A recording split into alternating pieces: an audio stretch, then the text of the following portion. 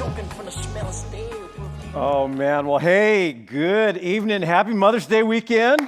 Great to see you here and great to spend a weekend just expressing our gratitude for moms for what they bring to us, and a great weekend to kick off a brand new series. Let's say the title out loud together. You ready?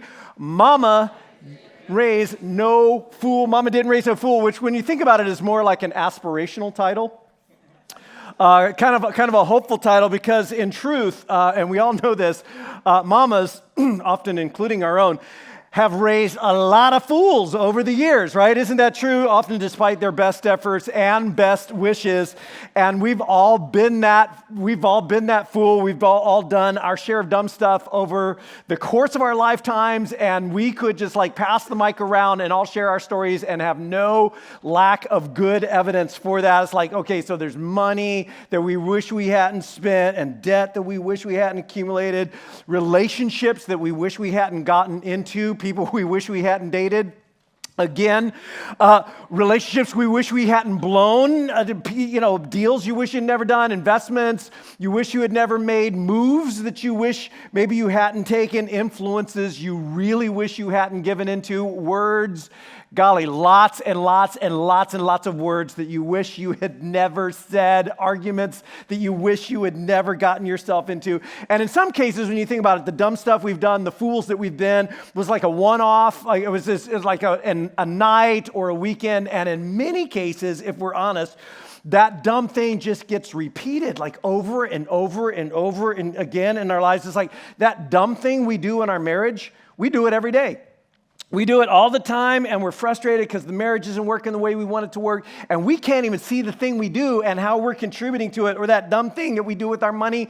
We do it all the time, over and over again. And so there can be whole chapters of our lives, whole seasons of our lives where we really were fools. I mean, we wouldn't like to call ourselves that, but the consequences, and you know this, cascade into our future, and they cascade into other people's future, and always into our children's future.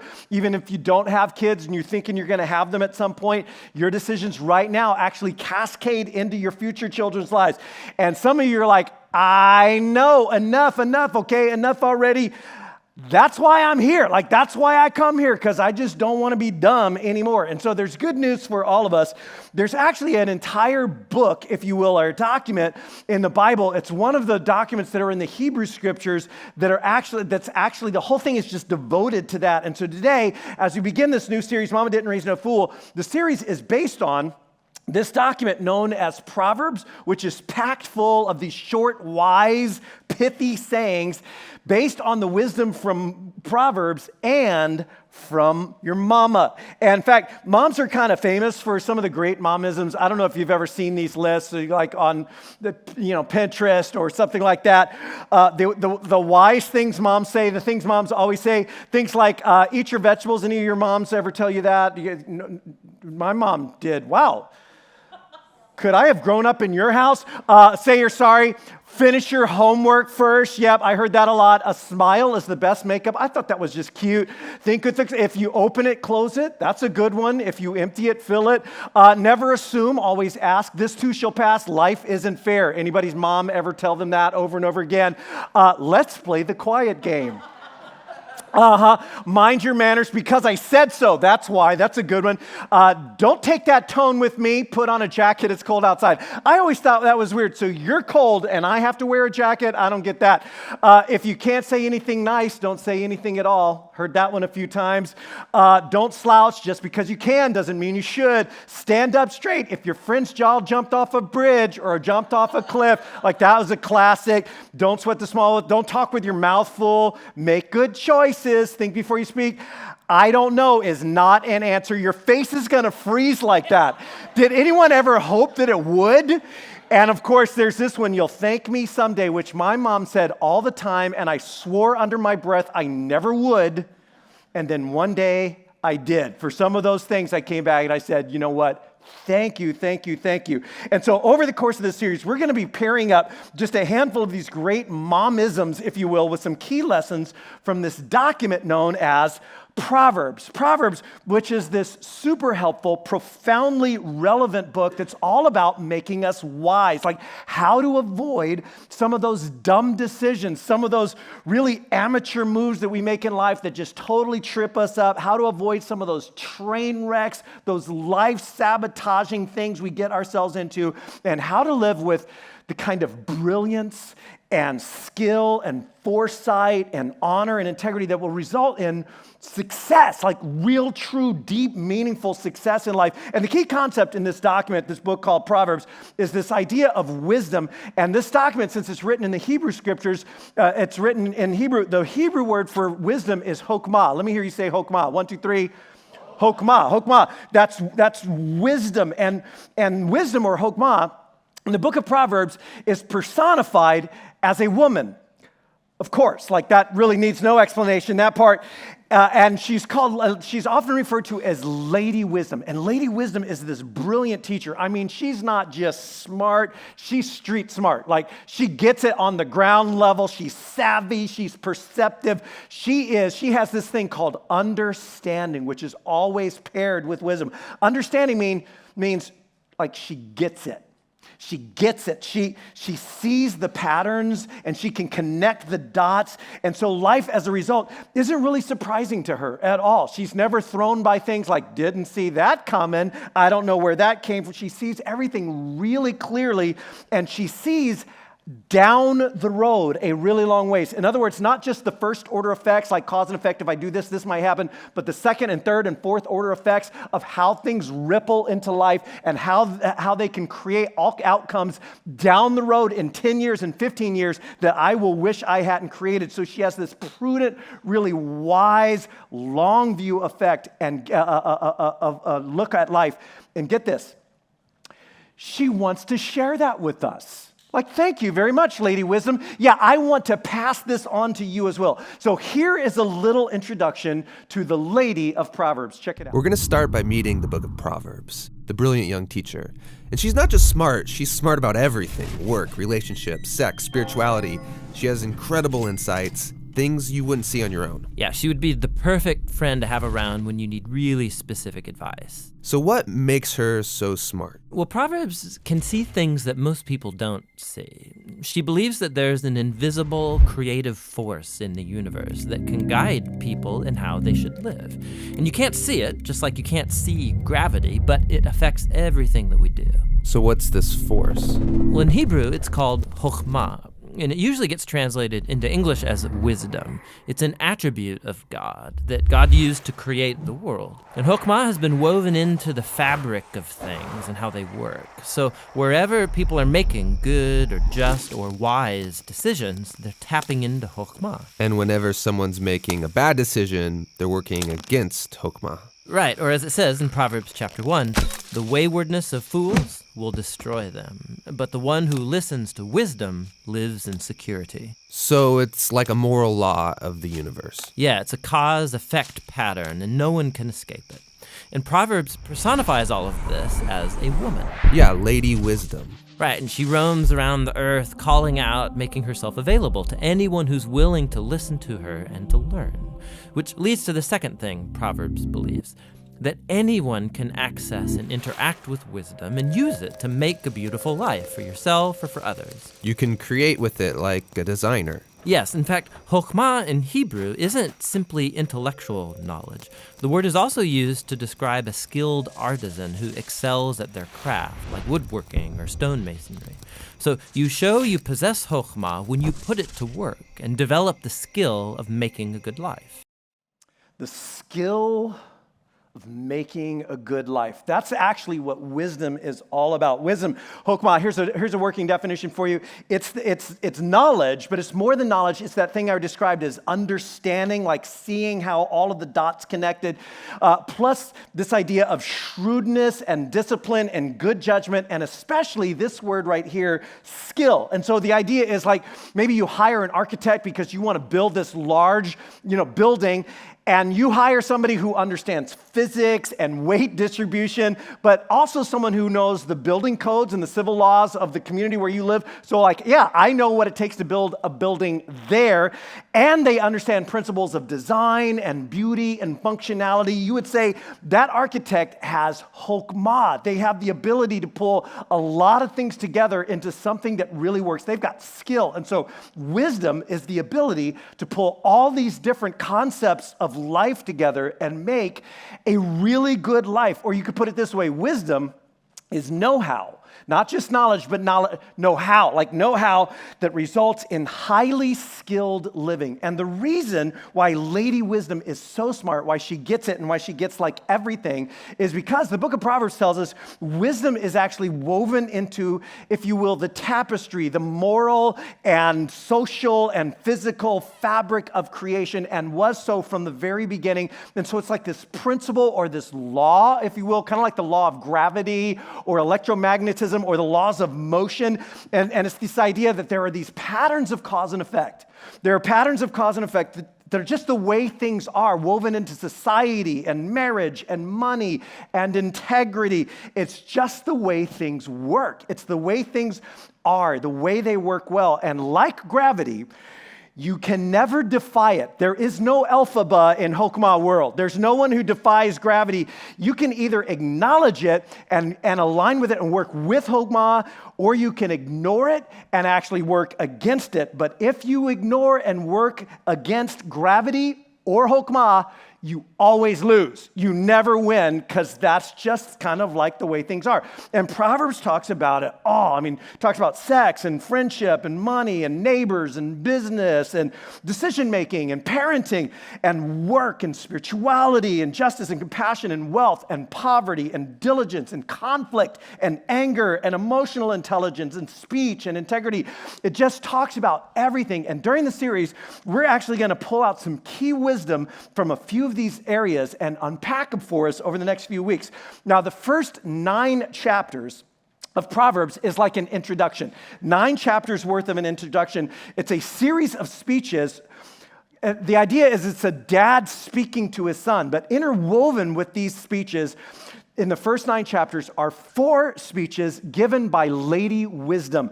And the longest one is found in Proverbs 8. And the point or the central message of this entire first section of Proverbs is simply this: pursue wisdom. Like, you need to get this, and you need to get a lot of it and get it as quickly as you can. And so, for example, in Proverbs 8, Lady Wisdom is delivering her longest speech, and here's how Proverbs 8 goes.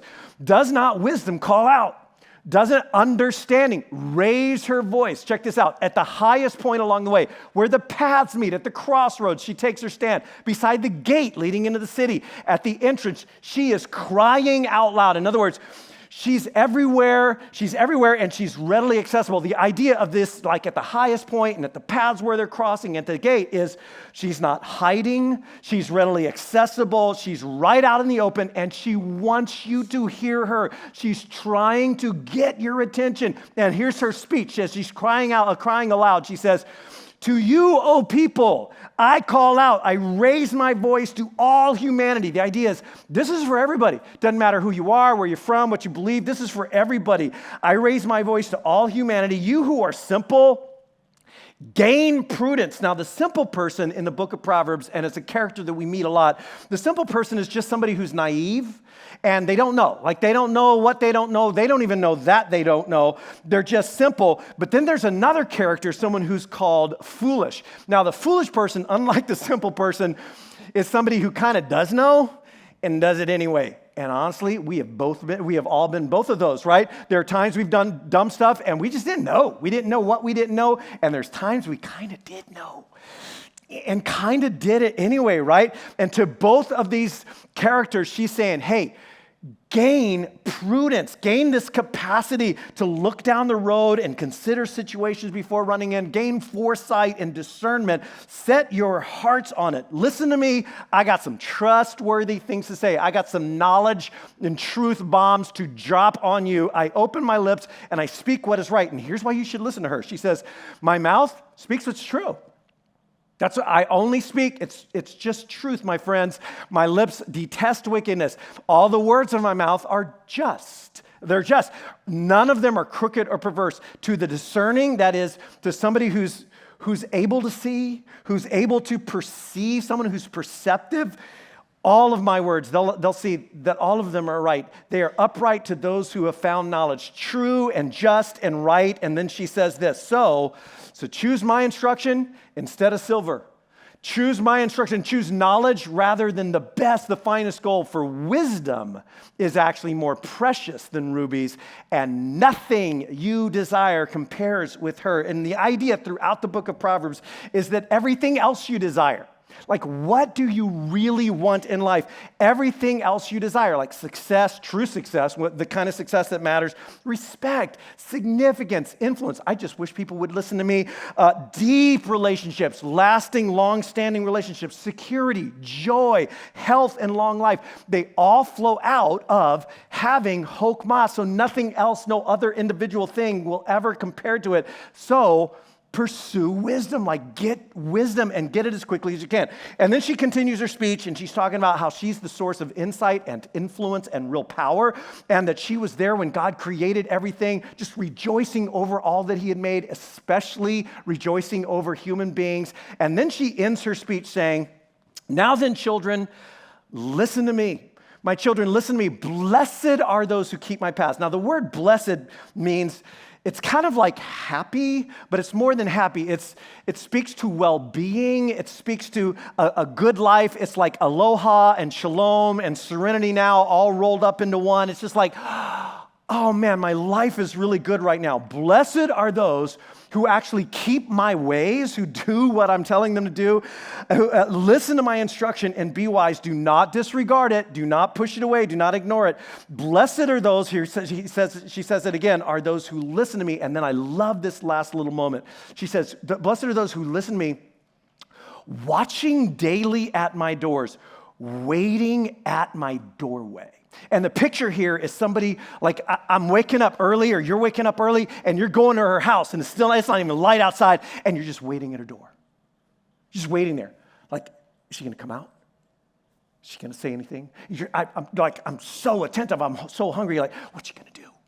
What's she going to say to me? I gotta see her. I gotta hear everything she says. It's this picture of somebody who just wants everything that they can get from Lady Wisdom. And that's really the message of Proverbs. Arrange your life around the wholehearted pursuit of wisdom. That's kind of the message of Proverbs. Arrange your life around the wholehearted pursuit of wisdom, because everything you want, everything you really want in life will come from her. Clear your schedule, change your priorities, show up at her house early in the morning.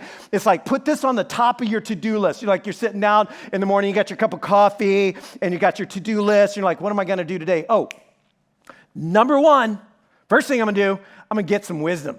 That's my top, that's whatever else I do today, I want to make sure that whatever else I do, I get some wisdom. And so I want to challenge you over the next few weeks, this spring, to get wisdom. And one way you might be able to do that is to just hit this series over the next 4 weeks after this week, the next 4 weeks, and maybe you usually come on Saturday night, but you got something on Saturday night, so you come on Sunday or the other way around, and you come just like, okay, I need to learn some wisdom. I'm into this. I'm reading these things. I'm getting something. I'm trying to apply it to my life. And then take it further and actually read the book of Proverbs. Over the next 5 weeks, there are 31 chapters in the book of Proverbs, so it's like a month's worth of reading. And if you don't have a Bible, we would love to just give you one. As you walk out the doors here on your way out to get cheesecake later, just take a quick turn to the left and you'll see some Bibles right there. Just grab one.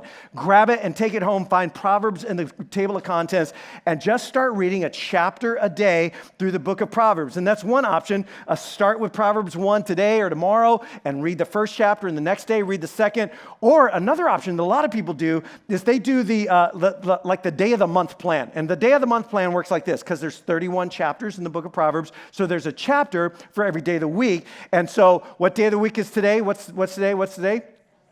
It's Saturday. The number of the day is the 11th, right? Is that what it is? No, the 10th. It's the 11th. Okay, so I should have looked that up before I said this. So it's the 11th. So today, if you're reading the day of the month plan, you would read chapter 11. That's really good. And then tomorrow, you'd read chapter 12. And then Monday you forget and you get too busy. So Tuesday you read chapter 14. See, you guys are on it. You're going to be good at this. Pick a plan, but do this here. Over the next few weeks, just read the book of Proverbs. Read it like maybe that's the only thing you read and you just soak yourself in it. And we have a couple of resources that we'd like to pass on to you. So if you would like some resources while you do this, just write Proverbs resources somewhere on your Connect card. We'll send those out to you this week. But why would you do this? Why would you put this at the top of your to-do list? Why is it worth an all-out obsession, like hanging at her doorway waiting for her to come out? And the answer is because everything you really desire, everything you really want, the ability to make and live a really good life, a well-lived life, all flows out of Chokmah. It all flows out of having wisdom. Here's how she ends her speech. For those who find me find, what's that word? Life. You want life? You need wisdom. Everything you want in life will flow from me. Those who find me find life and receive favor from the Lord. And those who fail to find me, though I am at the crossroads and the gate and the high point of the city, I'm everywhere. But if you fail to find me, you harm yourself. You harm yourself, and those who hate me, who ignore me and push me away, they love death. And so here's the challenge. Here's the challenge to us, though. Wisdom does not come naturally. And that's part of the problem. This is why we have to work so hard to get it. We are not born with it. We're not born with wisdom. And that's why, again and again, the book encourages us to go out and get it. Because the other option, and there is another option of pursuing wisdom that's found throughout the book of Proverbs. The other option is this. Option one, get wisdom. Option two, be a fool. That's the other option. And the book of Proverbs talks about it all the time. And unfortunately, that does come natural. Unfortunately, we are actually born with that. It's in Freudian terms, it's the id. It's that part of us that's just kind of dumb, that inner fool. In fact, Proverbs 22 says it this way: foolishness is bound up in the heart of a child. We're born with it. And it's so true. We talked about this recently. Nobody ever has to teach you how to be stupid. Nobody ever has to teach you how to do really dumb things and then do them again even after you know they're dumb. How to be short-sighted, how to make irresponsible choices, how to say the wrong things, how to spend money you don't have on stuff you don't need, how to lose a job, how to blow up your marriage. Nobody ever has to teach you that stuff. It all just comes naturally because we're born with foolishness, but we have to learn wisdom. And so throughout Proverbs, these two options are set side by side again and again. The wise person and the fool, wisdom and foolishness, set side by side again. And I want to share just a few examples of what this looks like. And these aren't just any examples. These are like quintessential examples of what foolishness is and what wisdom is, the difference between those two. For example, the wise person, the wise look at their paths. Fools lie to themselves. So here's the proverb, Proverb 14:8. The wisdom of the prudent, the wise person, is to give thought to their ways, but the folly of fools is deception. And here's what this proverb is saying. There is something in life, in fact, one of the most dominant motifs in the book of Proverbs is the idea of the principle of the path. We talk about that a lot around here. The principle of the path is, I'm on this road, and if I stay on this road, I'm going to end up there. Not necessarily tomorrow, not even next year, but that's where this road goes. And if I don't want to end up there, I need to get on a different road, right? And so wise people understand like the second and third and fourth order effects and the ripple effect of their decisions in their lives and other people's lives. And so what are they looking at? They're looking down their road. They're considering their ways. They're giving thought to their ways. But here's the juxtaposition. The folly of fools is deception. Their very foolishness deceives them, like they lie to themselves. And the scary implication to this is they see their ways but don't want to see them. And we've all been there too. Like, I know, but I don't want to know. I'm pretending not to know. I don't actually want to ask because I don't want to hear the answer. And that is a dangerous place to be. And we would call that person a what? A fool. And we've all been there. Here's another one. Wise people seek out advice all the time. Fools, they know it all. They already know it all. The way of the fool seems right to them. The wise person listens to advice. The wise people readily acknowledge, I might be wrong. I might be wrong. They have what's called epistemological humility. I don't know what I don't know. I might not know. I might be wrong. And so they like eat up other people's learnings and experiences and failures and knowledge for breakfast. It's like, you've done that and learned that, then I want to learn from you so I don't have to make that mistake myself. But fools say, I already know. I got this. I got them. I know, Mom. I know, Mom. I know. I got this. And they have a story that makes it right to them. That's crazy, right? And we would call that person a what? A fool. Here's one last one. And this, again, just a quintessential example of the difference between the two.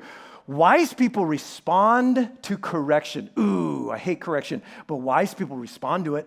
The fool responds to pain. So here's the proverb. A single rebuke, a single correction does more for a person of understanding than 100 lashes on the back of a fool. There's a saying in 12-step circles, some of you may have heard this before, that people don't change when they see the light. They change when they feel the, what is it, do you know? The pain, the heat is what it's often said. It's the same thing. Yeah, they change when they feel the pain. They change when they feel the heat. Now, that is not a compliment. That's not a compliment. It is not because we're so smart that we only change when we feel the heat, but unfortunately, it is true. And so often, we don't even change when we feel the pain. We don't even change when it hurts, and you know people who have a pain tolerance that is so high, you're like, oh my goodness, I guess you're going to do that again. Now, quick disclaimer. The fool in Proverbs is not a low IQ person. The fool in Proverbs is not like this uneducated person, often quite the opposite. They consider themselves very clever. Very clever because they know how to beat the system, and they got the cheat code, and they're going to game it, and I know that's how it normally turns out, but it's not going to happen to me. They got the shortcut, the plan, the story, and their cleverness, because they're so clever, often leads them to ruin, like financial and relational and soul ruin, and even then, fools don't learn. One of my favorite proverbs goes like this, as a dog returns to its vomit. Okay, pause, picture it. You got it? You got it? So a fool repeats its folly. It's like, maybe this is going to taste better going down the second time. Maybe, like, I know it didn't really agree with me the first time, but this time it'll be different. You'll see. And that's what we do, right? And so we go from dumb to dumber, and we just dig the hole deeper, and we don't even realize what we're doing because the way of the fool seems right to them. The stories, the spins that we have just make it like it's not really our fault. And so we know that financially things aren't really working out for us, but it is not our fault. It has nothing to do with the decisions we're making. We know our kids aren't doing really well right now, but we don't make the connection between how they're doing and the single greatest influence in your child's life, which is not social media, and it's not the music they're listening to or the games they're playing. It is you. Parents are the single most influential presence or in their children's life, and not just when they're little, but all the way through. And we don't draw that connection. We know the marriage is cold and distant. We know our romantic relationships always seem to end up the same way. And it's like, and the common denominator of all of those relationships would be, but we cannot see it. And so even when we feel pain, and we do, we often don't change, and we often don't even know how to, and we all have that.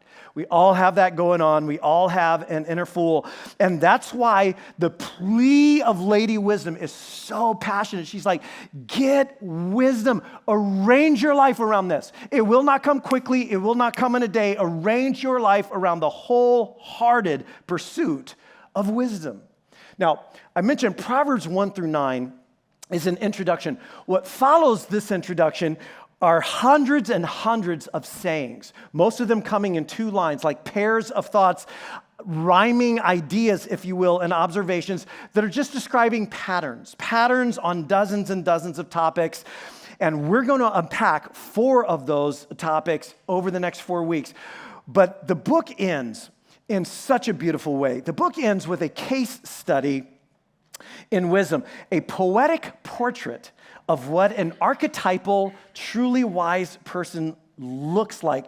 Someone who's taken all of this wisdom, all of the hundreds of proverbs that you've been marinating on as you've been reading the book, they've taken it all about relationships and speech and hard work and business and foresight and planning and understanding and money. They've taken all of that and processed it through their own way, their own lives in such a way that it has become just the natural everyday expression of everything they do, of their lives. And they're just so wise. They're just so incredibly wise. And the poem is actually in the genre of an ancient hero hymn. So hero hymns in the ancient world were hymns or songs or poems that were sung to celebrate the victory of soldiers on the battlefield, or often of a particular soul or a hero. And so this person is great and valiant and mighty, and this is this song about how triumphant they are.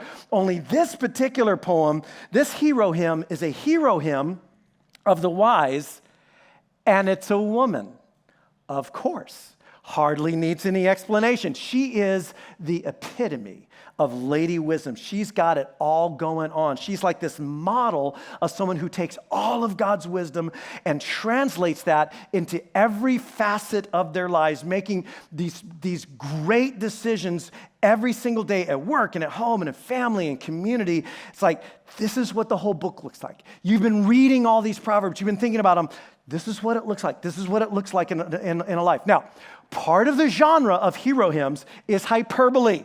They are generally way overstated. They crank it up to 11, so be prepared, because this hero is a superhero of wisdom. This person is not actually like realistic. It's idealistic, if you will. Now, if you've ever heard, and we're about to read it, if you've ever heard or read this poem, if you've ever heard it before and read it as like, this is what women should be like, or this is what a wife should be like, this seemingly unattainable, even oppressive ideal, and maybe it has even come off, and I know it has for some, as this patriarchal gender stereotype, this oppressive kind of thing. If you've ever heard or read it that way, it might be really helpful to hear it again for the first time, because the so-called Proverbs 31 woman is what she's sometimes called.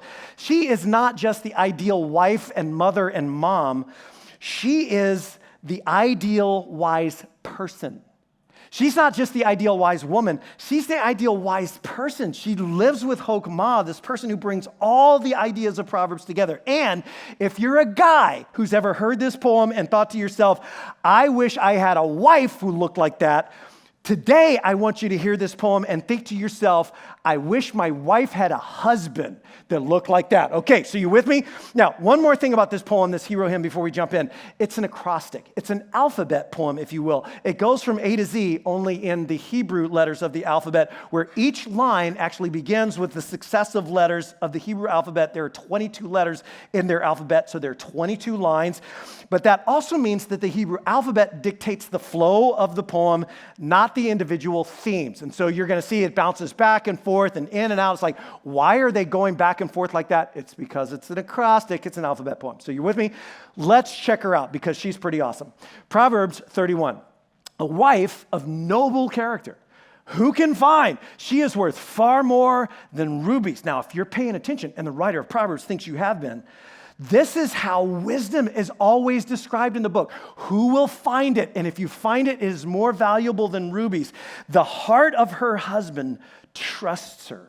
It's a beautiful line. In other words, she is not just worthy of trust, she's worthy of people's hearts. She's worthy of their deepest trust. And he will have, this is a great line, he will have no lack of plunder. And again, it's a hero hymn. This is not a gender stereotype. She's out getting stuff and bringing it back, right?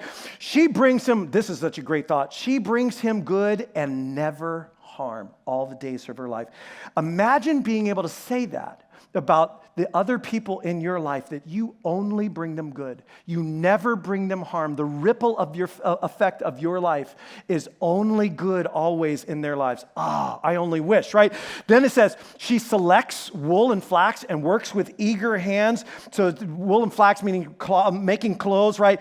And she's got this hard working ethic. This is a huge part of Chokmah, this hard work, but it's not just hard work, it's enthusiastic, and she's got skill to bring to it too. In fact, She's like a merchant ship. She's like merchant ships bringing food from afar. So she's got business chokmah. She's got business skills. She's industrious. She's savvy. She gets up while it's still night, not a lazy bone in her body. And again, laziness and industriousness is a huge part of the book of Proverbs. And so this is just bringing it all together. She provides food for her household. Now, in the ancient world, your household isn't just your family. It's not just you and your kids. It's actually your employees, your servants. It's everybody. So lots of people can count on her because she is reliable. She gets it done, including her. And of course, that's why it echoes this with female servants. So she provides for others who can count on her. She considers a field, so she's out there surveying land, real estate chokmah, right? And she buys it, and she not only buys it, she makes a profit from it, and she plants a vineyard. And again, with the business acumen and the financial wisdom and stewardship and decision-making that she brings together to be able to do this, she girds her loins with strength. It's an ancient Hebrew way of saying she wraps herself up in strength. Her arms are powerful. Once again, not a gender stereotyping hero hymn at all. She's like strong. Do not mess with this woman because she's got chokmah. She sees that her trading is profitable. There's that thought again. So she's shrewd. She's prudent. She knows how to get things done. And her lamp does not go out at night. Back to the industrious, diligent. In her hands, she holds the distaff and grasps the spindle with her fingers. And this is a picture of weaving fabric and making clothes. She opens her arms to the poor and extends her hands to the needy.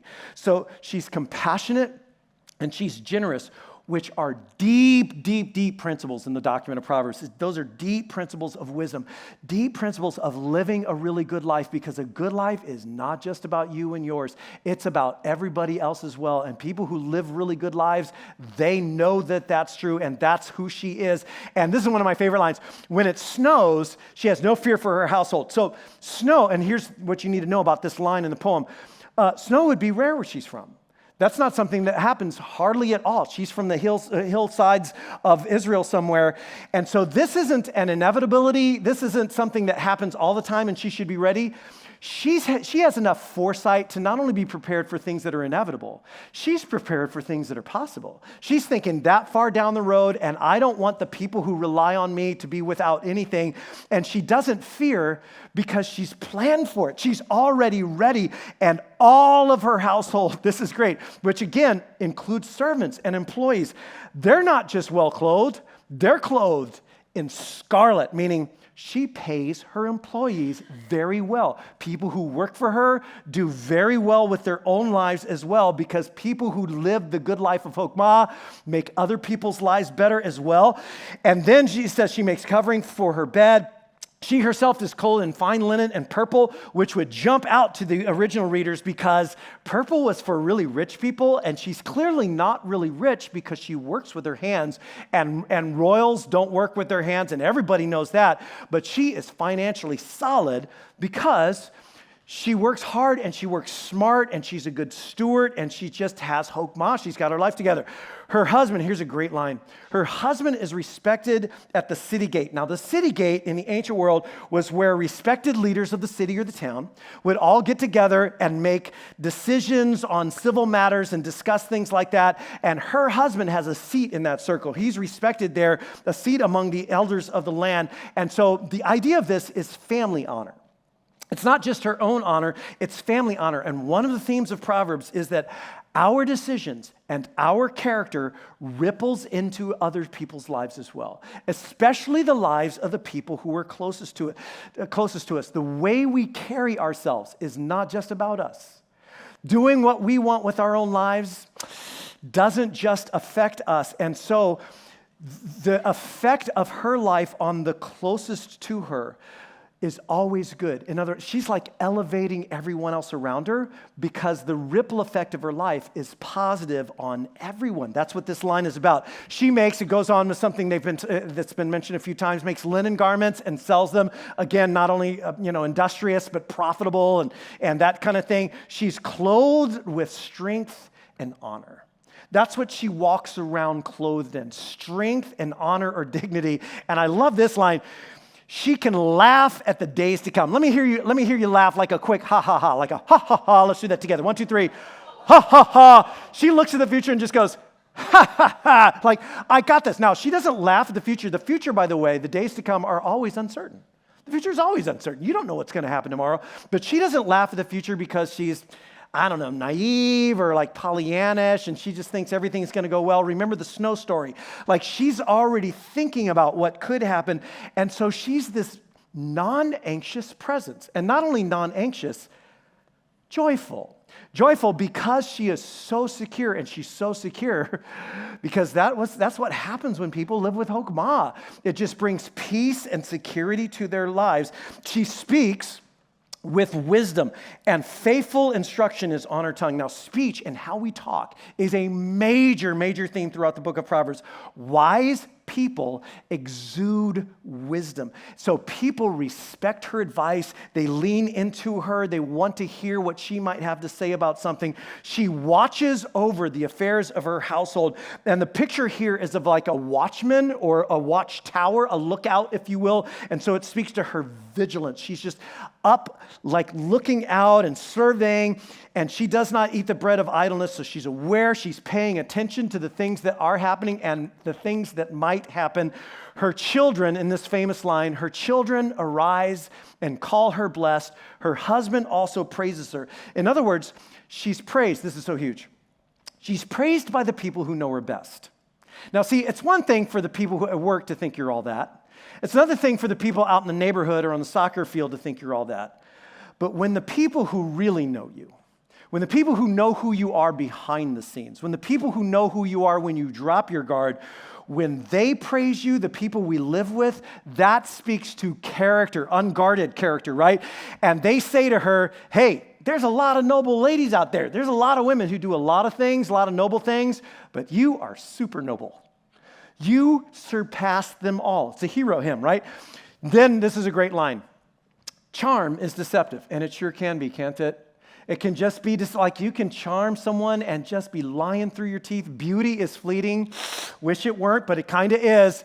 But a woman who fears the Lord. I love this. The last thing that's said about her is, again, one of the major, major themes of the book of Proverbs. In fact, the fear of the Lord refers to this deep reverence and humility. It's not being afraid of God. It has nothing to do with terror or being afraid of him. It's this deep reverence and humility that God is God and I am not, that allows me to enjoy my place in that spectrum and leads to a submission of my life to his wisdom. And again, this is a major theme of the book of Proverbs. The beginning of wisdom is the fear of the Lord. Like day one of wisdom school is, okay, it starts here, the fear of the Lord. And so this is the very last thing that's said about her, as if this is the thing that undergirds everything else that's really great about her life. Therefore, it closes, honor her for all that her hands have done, and let her works bring her praise at the city gate. And so this poem, this Hebrew poem, it just pulls it all together. The entire book of Proverbs, there's vigilance and foresight and preparation and hard work and business intelligence and emotional intelligence and financial intelligence and stewardship and industriousness. And there's family and marriage and community and generosity and trustworthiness and peace and security and joy and trust and respect because you're worthy of it. There's loyalty and faithfulness, and underneath it all is this deep, deep reverence for God, all of which, as it turns out, blesses and builds up and elevates the other people around her. In other words, her skill in making a good life makes everybody else's lives better too. She's got Hokmah. She's got mad Hokmah. I mean, she's got Hokmah in spades, the complete package from A to Z. So there you go. There you go. That's what a wise person looks like. That's what a person who lives with wisdom looks like. And of course it's a woman. What else would we make it? Because it's Lady Wisdom personified for all of us. And the idea is that as we read through and just soak ourselves in the Proverbs, we get to the end and we read that description and we close the book and just go, wow. I mean, it's it's a superwoman. It's hyperbole, right? But like, wow, I aspire to that. I may never be there, but that is what a really, really good life would look like, filtering my own life, my own opportunities, my own responsibilities, my own spheres of influence through the grid of a person who lives that well, with that much wisdom. It's the perfect capstone and the perfect exclamation point, if you will, to a document that's devoted to one major idea: get wisdom. Get it as soon as you can, get as much of it as you can, arrange your life around the wholehearted pursuit of wisdom. So how about it? How about it? What will you do to begin to get wisdom? I hope that you will take the challenge. I hope that you'll join us over the course of this series. I hope that you'll begin reading the book of Proverbs. And then next weekend, we're going to pick it up right there with part 2 as we unpack one of these many key ideas and try to bring it into our lives. But let me close by praying for us. Heavenly Father, I just want to say thank you that you love us so much, that you really want us to get this. You want us to get wisdom. You want us to integrate these big, brilliant ideas into the very fabric of our lives so that we would live lives that go along the grain of how you've made things to be instead of against the grain, that we would develop the skills of making a good life. I just want to thank you for loving us enough that you really, really want us to get this no matter who we are or what we believe or where we're from. And so I pray for myself, I pray for all of us as a community that over the next few weeks, we would take Lady Wisdom's challenge really seriously, take it to ourselves, and we would lean in and learn all the wisdom that we can. And I pray that in Jesus' name. Amen. Well, hey, thank you so much once again for joining us here on a Mother's Day weekend. As you're heading out, I want to remind you to take some of the things that are in this program. Maybe you started signing up for a life group. They're starting in just a few weeks. You can drop this life group brochure in the offering baskets on your way out, or you can take it home, look at it a little bit more, scan the QR code, and you can sign up at home. And you can drop these Connect cards in the offering basket as well. And if you wanted some of those Proverbs resources, just write that somewhere on the Connect card, and we'll get that to you. You can let us know who you are. We'd love to get to know you. Throw that in there. And of course, you can drop your offering envelopes in there. And if you're part of wanting to give to Kids Feeding Kids, you can just designate part of that to KFK or Kids Feeding Kids, somewhere on that. As we get ready next weekend, it's it. Like next weekend, Friday night and Saturday, we get together and we're going to be out in the parking lot packaging 100,000 meals and having a great time doing it Friday night or Saturday morning. And I hope you'll come back and join us for that. And then, of course, next Saturday and Sunday for part 2 of our series, Mama Didn't Raise No Fool. There is cheesecake on the patio outside as you're heading out, and there's a Kids Feeding Kids table to stop off at as well. God bless you guys. We'll see you out there, and we'll see you back next weekend for the new series, for the part 2.